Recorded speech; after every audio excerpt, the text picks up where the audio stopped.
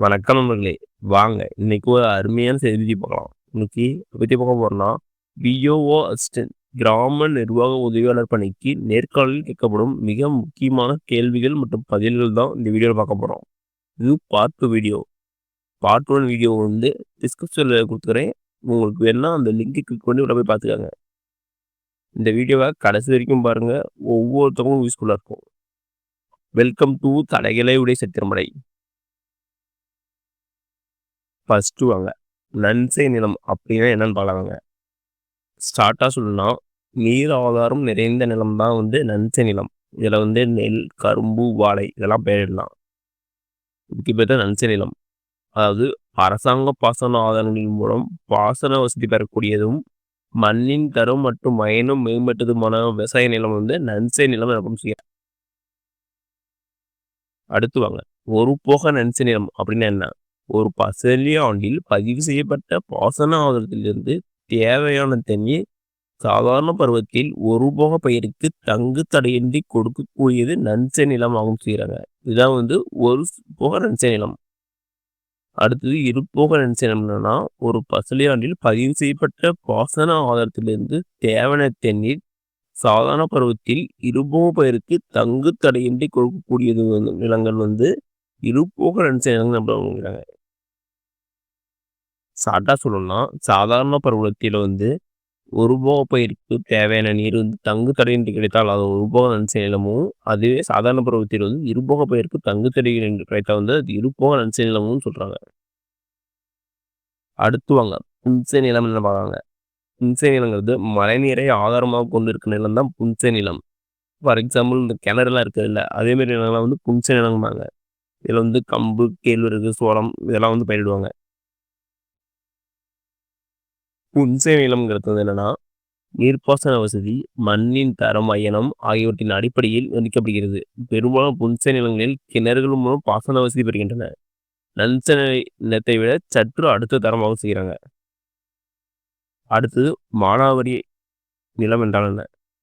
மானாவாரி நிலங்கிறது மழையை மட்டும் நம்பி இருக்கும் இல்லை, அந்த நிலம் வந்து மானாவாரி நிலம்.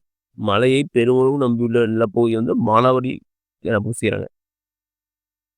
அடுத்தது பட்டா நிலம் என்றாலும் செய்கிறாங்க.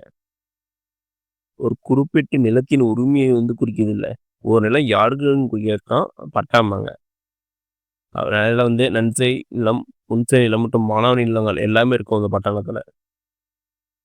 அது ஒரு நிலத்தினுடைய பகுதி வந்து யாருக்கு வந்து உரிமை இருக்குது அதுதான் வந்து பட்டா நிலம். அந்த உரிமைதார வந்து பட்டாதாரர்கள் அப்படின்னு சொல்லிக்கிறாங்க. அடுத்து வாங்க புறம்போக்கு என்பது என்னன்னு போனாங்க. புறம்போக்கு நிலம் என்னன்னா அரசுக்கு சொந்தமானதும் பட்டாமும் ஒப்படைப்பு செய்யப்படாததுமான இடங்கள் வந்து புறம்போக்கு என்ன செய்கிறாங்க. இது வந்து பல வகைப்படும் செய்கிறாங்க. ஒன்று வண்டிப்பாதை புறம்போக்கு, வாய்க்கால் புறம்போக்கு, மயான புறம்போக்கு, நீர்நிலை புறம்போக்கு, நத்தம் புறம்போக்கு ஏன்னா பல வகை இருக்குது. புறம்போக்கு என்னன்னா அரசுக்கு சொந்தமானது வந்து பட்டா மூலம் வந்து யாருக்கும் வந்து சொந்தமாக இல்லத்தை வந்து புறம்போக்கு இடம். இதை வந்து வண்டிப்பாதை புறம்போக்கு, வாய்க்கால் புறம்போக்கு, மயான புறம்போக்கு, நீர்நிலை புறம்போக்கு ஏன்னா பல வகைக்குன்னு செய்கிறாங்க. அடுத்து வாங்க நத்தம் என்றால் என்னன்னு பார்க்கலாம்.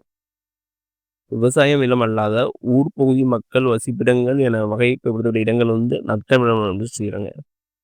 அது வந்து விவசாய நிலமா இருக்காது, அது வந்து ஊர் மக்கள் வசிக்கும் பகுதி. நத்தம்னா சட்டா சொன்னா ஊர் மக்கள் வசிக்கும் பகுதி, அது விவசாய நிலம் இல்லை. இதான் வந்து நத்தம். அடுத்து நத்தம் புறம்போக்கு என்றால் என்ன? அதேதான் ஊரில் மக்கள் வசிக்கும் பகுதி, அரசுக்கு சொந்தமான இடம் வந்து நத்தம் புறம்போக்கு. நத்தம்னா ஊர் மக்கள் வசிக்கும் பகுதி, அது அவங்க சொந்தம் தான் நத்தம். நத்தம் புறம்போக்குனா ஊர் மக்கள் வசிக்கும் பகுதி, அது அரசுக்கு சொந்தமான இடம் வந்து நத்தம் புறம்போக்கு.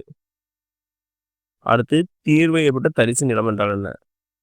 சில நிலங்களில் நிலவரி தீர்வை விதிக்கப்பட்டிருந்தும் நிலவரி திட்டத்தின் போது உரிமை கொண்டாடப்பட்ட நிலங்கள் வந்து தீர்வை ஏற்பட்ட தரிசு நிலங்கள்னு சொல்லுவாங்க. சில மாவட்டங்களில் அனாதினம் என்று அழைக்கப்படுகிறது.